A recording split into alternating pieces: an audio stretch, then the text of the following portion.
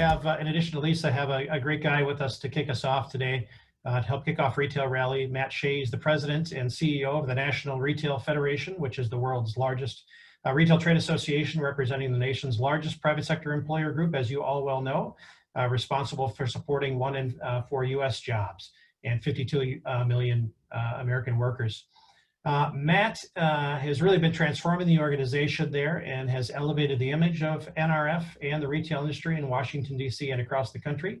Matt previously served as president and CEO of the International Franchise Association. And I just want to add that the National Retail Federation has been an awesome partner with us here at MNRA over the years, including organizing and supporting visits with congressional delegation, which we're very grateful to Matt for our trips to D.C. there. Filming a great, a couple of years ago, Retail in Minnesota video, which we really enjoyed, kind of showcasing all parts of Minnesota in that video and our economic impact.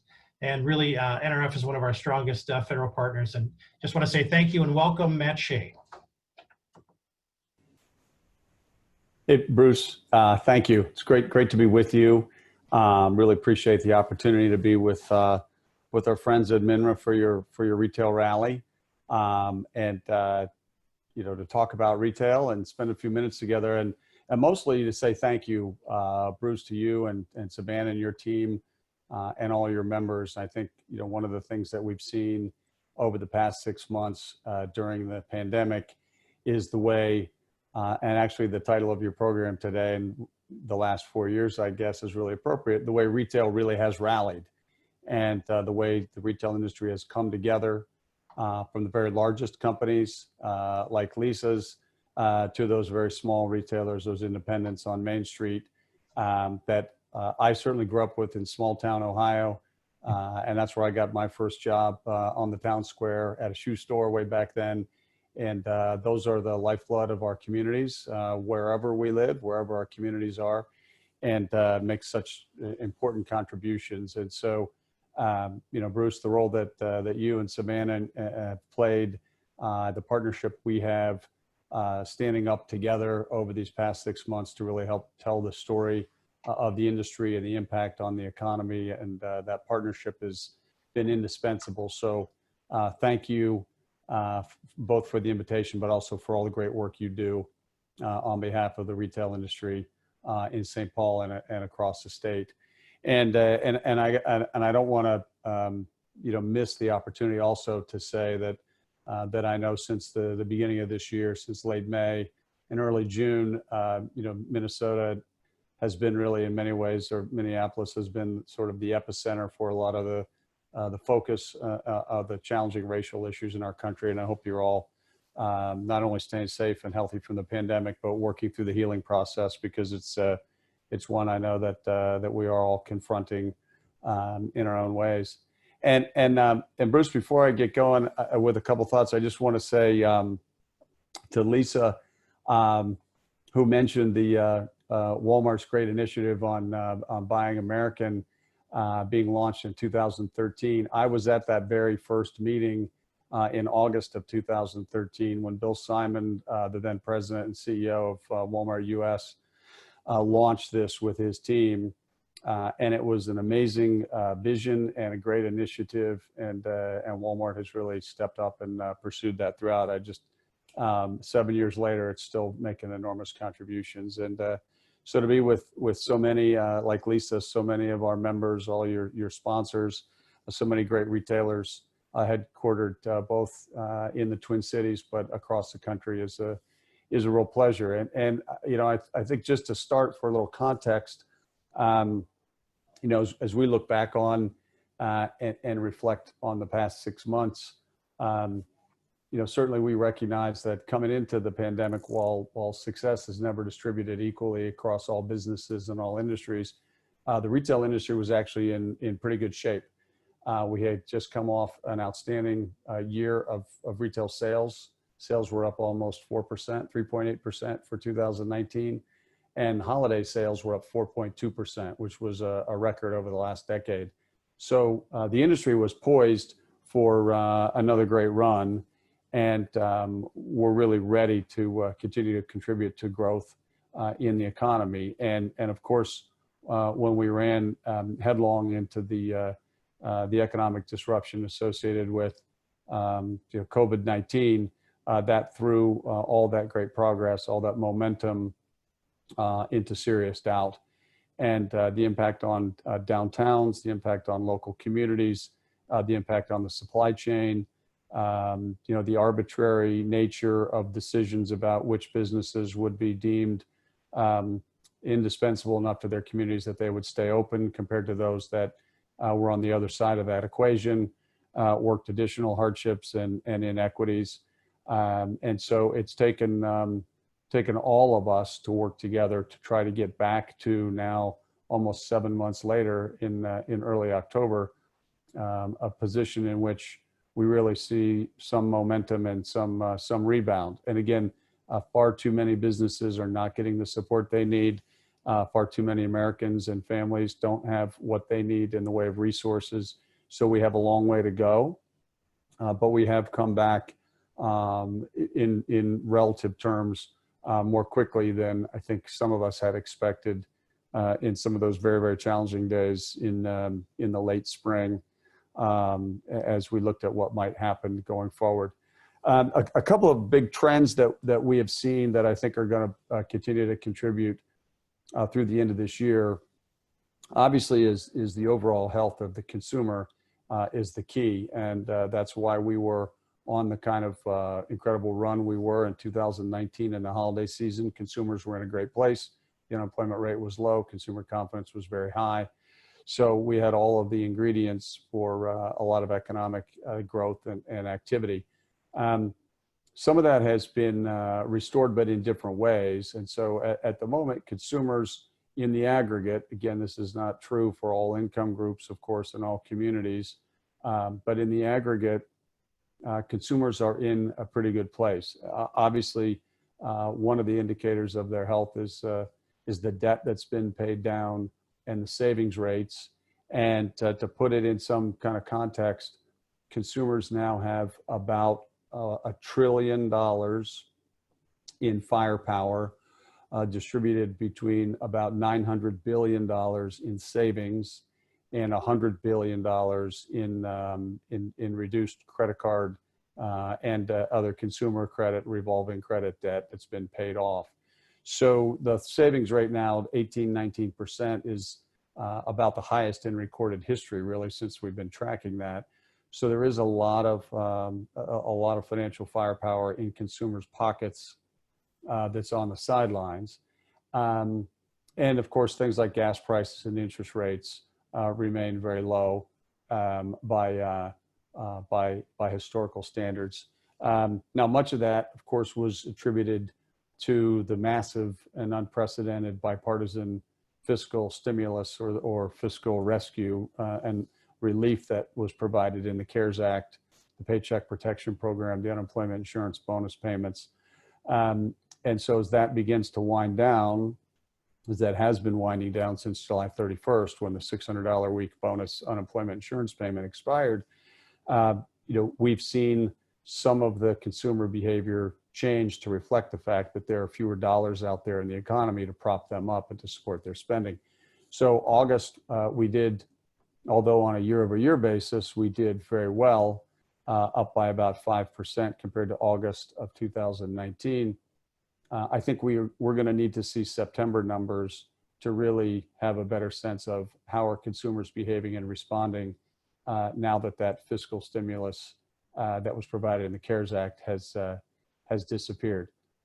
In terms of hiring, just to give you some sense in the retail industry, and there have been many companies, many of today's sponsors, many others that have announced massive support for their workforces. Tens of thousands, hundreds of thousands of employees have been hired. Those that were furloughed in many cases have come back to work.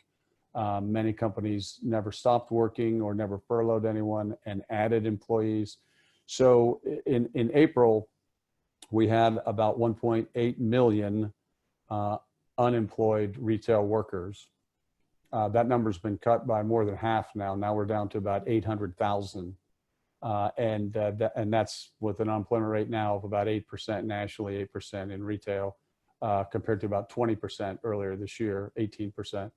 So now we're about twice what we were a year ago. A year ago, we had unemployment retail of about 400,000. And so we're about twice that as we head into the holiday season.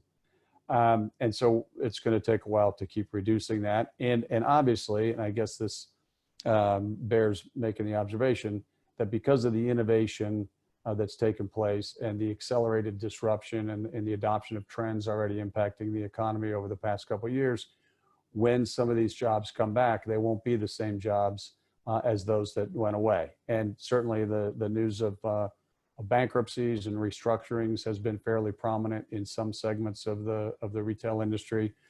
And that's going to continue to work itself out, and that's going to have impacts, certainly, unfortunately, in many cases on individuals.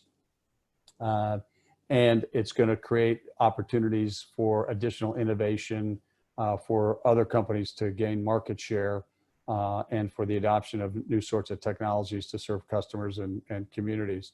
So as we look ahead through the end of this year to the holidays, I think our view is, we'll see the end of next week on Friday, the 16th, we'll see September retail sales. So we'll have a good idea of how consumers behaved in the 30 to 60 days after the unemployment insurance bonus payments expired. So that'll give us another data point. But we believe consumers are healthy. And as we head into the holidays, because of consumer health and because unfortunately there are some sectors of the economy, consumers just have not re-engaged in travel, in hospitality, in dining, in entertainment, in some categories. There are additional dollars that can be repurposed back into retail, almost moving reverse from experiences back to products, or from services back into the product categories. So I think that bears keeping an eye on in terms of consumer strength. Then we have those extraordinarily high savings rates. We do know that this will be a different holiday season, just as this whole year has been different. That's one of the reasons we launched a program called New Holiday Traditions to keep people safe and healthy. And so, Bruce, we're looking forward to that as we go through the rest of this year. And we're still optimistic we can have a good year, but it'll be a different year, and we're going to need to behave differently. And we think consumers will evolve their behavior and take advantage of some early opportunities, and we'll have different experiences as we go through the rest of the holiday season. Well, Matt, just really great to have you with us today. And I want to say again, just like I did in the front end, the NRF's been a great resource here.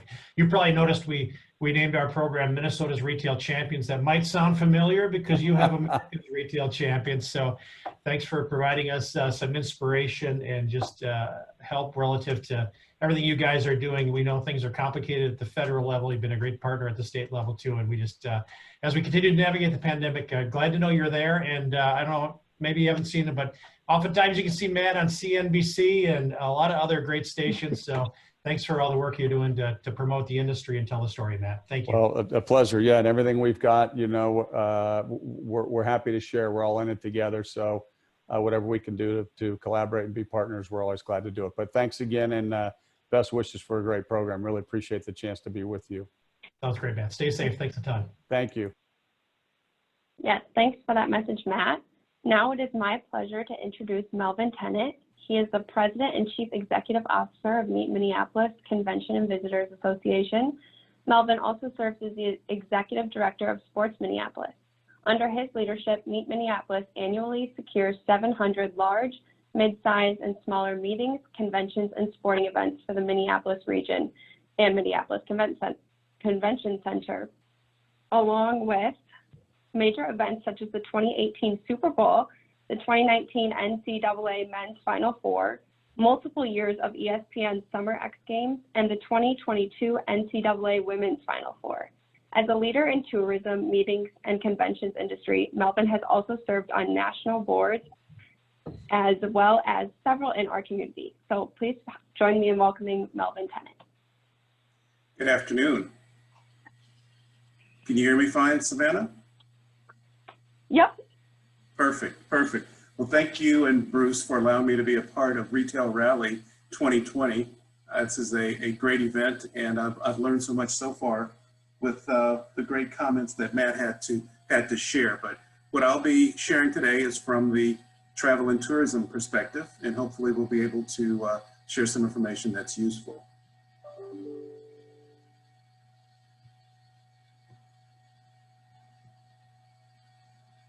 I am checking to see if I can get this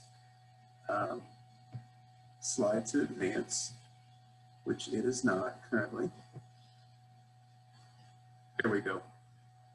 So Meet Minneapolis is the organization that's responsible for marketing and selling our destination as a tourism destination. As you can see, market and sell the visitor experience of Minneapolis for the economic benefit of our community.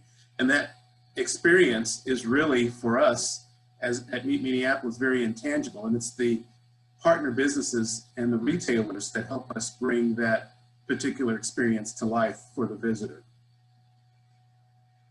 As an organization, we were founded in 1987, a 501c6 business association. And as most organizations of our type are, we are a public-private entity.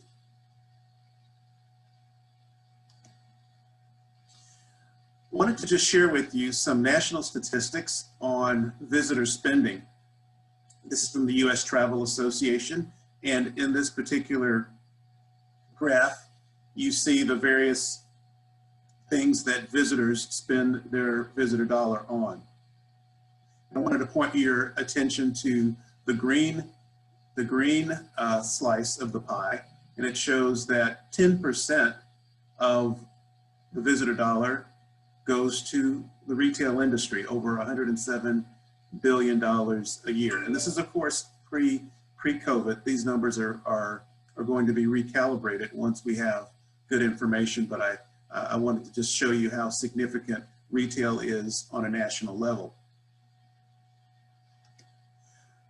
Let's break that down to the state level. Explore Minnesota Tourism, our state marketing entity, indicates that its studies show that retail represents 16% of the visitor dollar, more so than the national statistics. So we count on our retailers significantly to help bring the experience to life that we try to create for potential visitors to our area. And we've learned as we begin to create that experience that for us to be a strong meetings and convention destination, that we must be a strong leisure destination. And as you can see, these are, again, sort of a recreation of the various components of spending that visitors undertake when they go to a destination. Shopping, which is huge. The nature and outdoors, we're very blessed to have all those attributes here. Music and nightlife. Tours, such as that picture of Paisley Park. Family fun, whether it's around one of the lakes or other attractions. And of course, professional sports. So we know that there's a correlation between being a strong convention destination and being a strong leisure destination. Now let's look at what some industry prognosticators say about our industry, our travel and tourism industry's recovery timeline. I was on a webinar earlier today and with some travel and tourism experts from across the country, and we originally thought that by summer, we'd be getting back to some level of normalcy with regard to at least the meetings and conventions portion of the tourism economy, but that obviously didn't happen. But based on these statistics by Skift, which is an industry magazine and research entity, they're indicating that it won't be until April through June of 2021 where there's a likely comeback, at which point in time there'll still be a moderate risk of hosting an event. So if these events aren't happening, then obviously the local spending from visitors is not happening either. So that has become really an area that we're dealing with at Meet Minneapolis. And we'll talk a little bit more about that in just a moment.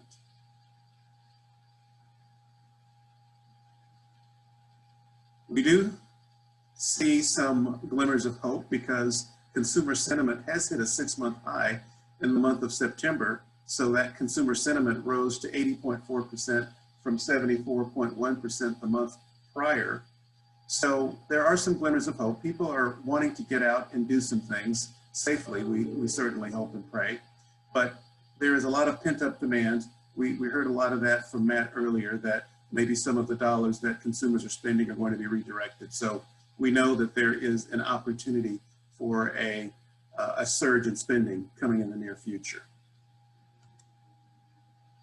Wanted to give you an idea of what the future holds for the Minneapolis area in terms of major events that are still planning to take place in Minneapolis over the course of the next year, starting in January. We're planning to have an NCAA men's basketball championship, one of the regionals. Later in the year, you see there are several other NCAA events, including other amateur sporting events and conventions like the American Public Transit Association of Fundraising Professionals. So it does show that we are planning to have these major groups come to our area, and that would of course indicate that there'll be some spending associated with that. Looking at the balance of the year, what you see is a few other major conventions, some very large ones. So we're hopeful that we are able to still host these events based on the current conditions, but at this point, 2021 is still looks very favorable. Just real quickly before I get into a quick campaign that we've instituted to help our retail industry, wanted to let you know that we've spent a lot of time with the state of Minnesota working to increase the size of groups that are able to be hosted in our city. Currently, the size limit is 250, but with many of the large conventions that we host, that 250 limit is very limiting. So we're looking at ways to host groups in pods of 250 for a total of 1,500. That's within our convention center. So we're working almost on a daily basis with the state of Minnesota on that particular initiative. Now, moving real quickly to what we're doing to help our industry get restarted, wanted to let you know that we have our industry recovery broken down into two main categories. One is the local and leisure side, and then the other is groups and events. First, with local and leisure, since we're not actively trying to attract visitors and conventions from around the region and around the country, we focus those efforts locally on local tourism, and also to focus on Minneapolis residents and trying to get those residents to visit small businesses that are being impaired by the fact that a lot of people are traveling, and we want to make sure that many of these businesses remain viable. And so the main initiative that we've undertaken to help our small businesses, and many of them minority-owned businesses, we want to let you know about a campaign called We Need Us. And as you can see, you may have seen billboards around Minneapolis. The objective is to support the small businesses that support us back. We've had several wild postings on the side of buildings in various neighborhoods around Minneapolis, social media, photography, promoting this particular initiative, our website. We also have a toolkit for those that want to help support this initiative by getting this creative and using it in your own place of business or through other means. But as I close, just real quickly to let you know that this anthem is what really drove us to create this program. And I'll just in part say, to support the things we love about our city and to fight for what we want to change, to be intentional, to shape our community from the small businesses up. Only we can create the Minneapolis we want to live in. So that is our main initiative that we're working with the retail community to help keep businesses viable. And again, thank you for allowing me to be a part of this program today, Bruce and Savannah. Thank you so much, Melvin. We really appreciate all that great information. Yeah, thanks, Melvin. Fun to hear kind of Matt Shay's national perspective, and then just to get a deep appreciation for the work your organization is doing. I know you've had to, I know pivot is the overused word, but I know you've had to do a lot of pivoting relative to how you're helping the retail and hospitality community. And thanks for recognizing there's an ecosystem here, and people are part of that ecosystem, and doing your best to get people back in stores. Thanks, Melvin. Thank you, Bruce. Hey, up next.